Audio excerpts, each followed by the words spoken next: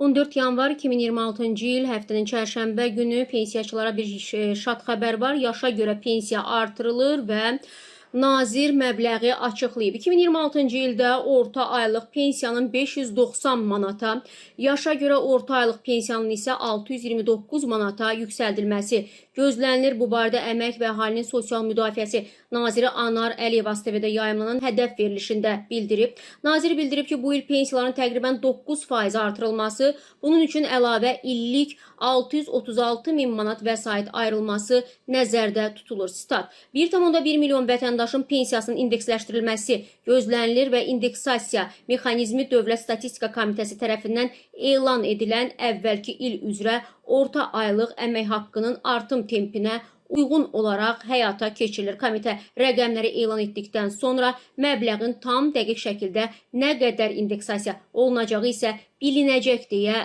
nazir əlavə edib. Dəyərli izləyicilər.